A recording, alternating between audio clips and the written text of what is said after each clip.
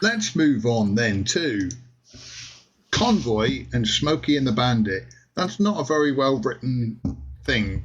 No. You threw that in very quickly, and it's just Convoy Smokey. So I'm going to read an article here. That sounds like Convoy Smokey has sadly passed away. The country and western singer has been known for many songs. hey, too soon. So I'm going to read the article, and I watched Convoy just this morning, actually. But I've seen Smokey and the Bandit quite a bit, and I just was struck by this guy's article, so I wanted to bring it to you guys, see what you thought, because I thought it was a pretty good. I feel like it has echoes right now. Watching Burt Reynolds starring vehicle Smokey and the Bandit again, I was struck by the similarities between it and the Sam Peckinpah film Convoy. There are obvious on the surface comparisons to be made about going cross-country in an 18-wheeler, but there's something thematic that connects the two. And it's hard to imagine two more different films in terms of tone. Convoy is Sam Peckinpah, the man who made movies about the transformative power of violence, looking at contemporary America and seeing a country he no longer recognized, grinding down the little guy until there was nothing left. Smokey and the Bandit is not that. But it is a tale of a young man who picks up a pretty lady on the country's greatest beer run from Texarkana to Atlanta, while a silly representation of corrupt law enforcement gives dogged but unsuccessful chase. One is serious, borderline unwatchable. I disagree with that. I found it very watchable. And ungainly, while the other is featherlight, fun, and carefree, and yet I still can't separate the two in my mind. These were a reaction to the 60s, and both of these films came out during the 70s. Smokey preceded Convoy by just over a year, and they were both part of this small subgenre of film dealing with truckers that came and went in the blink of an eye. Convoy's release usually marks the endpoint of it, not because it was a financial bomb. It was surprisingly well received. It's actually Sam Peckinpah's highest grossing movie. But because it just ended up being so expensive because of Peckinpah's haphazard shooting methods, it helped turn the industry off the effort. He was also miserably drunk throughout the entire movie. His alcoholism went way out of control. But being released in the late 70s after Watergate, the race riots of the 60s, and in the middle of the malaise of the Carter administration, I find it hard not to read some level of politics in the film that largely has to do with a more conservative view of corrupt authority. Now, I look now, it's like we just went through the the riots of the Summer of Love. We've had all kinds of government corruption being obvious, and talk about malaise of the Biden administration. I mean, it's just horrible. Peckinpah described himself as a 1939 American, which implies a man dedicated to how America was structured and run before the vast expansion of powers that was World War II. Hal Needham, who directed Smokey, equated his own politics to John Wayne, saying, "We spoke the same language, movies, politics, horse, all kinds of adventures. Having worked with Duke on 10 movies, I found him to be down to earth when one-on-one, interesting always, and knowledgeable."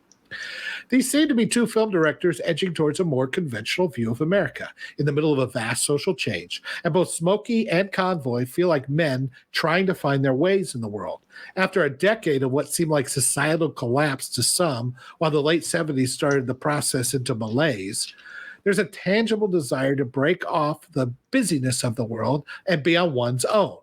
Whether that pair of local lawmen with axes to grind or a Southwestern governor looking for a way to turn an out-of-control situation to his political advantage, it still feels like the world is against the individual.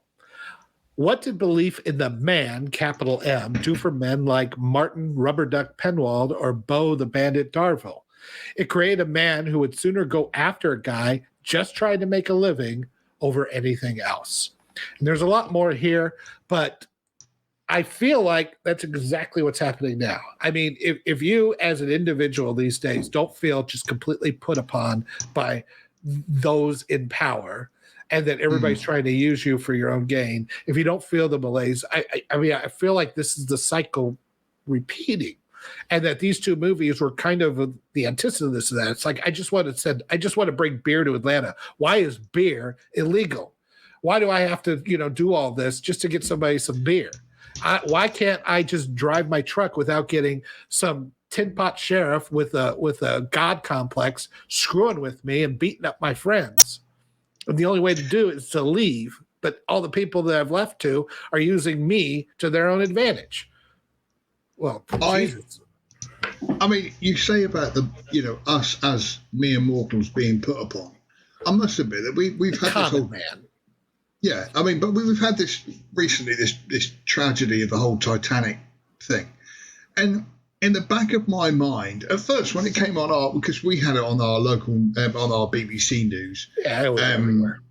It's like the main story, and I was watching it and going, why is this the main story? Because this is not news to me, and yet the more it went interesting. on.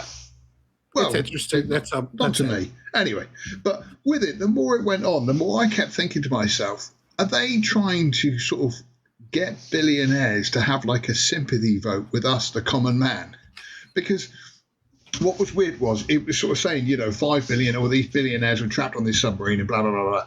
And then the next news item was the cost of living crisis in the UK at the moment. And it's like, and there are people just literally flittering away $250,000 on going to the Titanic. And I'm thinking, if they're doing this as a sympathy vote for billionaires, it's not going to work because it's kind of the man has been pushing us down, and then the man decides to go literally on a holiday, which could change your entire life, and then dies. And I'm thinking, well, I've never had a problem with the aspirational things that billionaires have done over the course of time. I've never really had a problem with that. If they want to spend, if it's their money and they earned it legitimately, and that's all fine to me. I don't have a problem with a big company becoming big if they provide a good service. I have a problem with companies and billionaires greasing the government and buying politicians and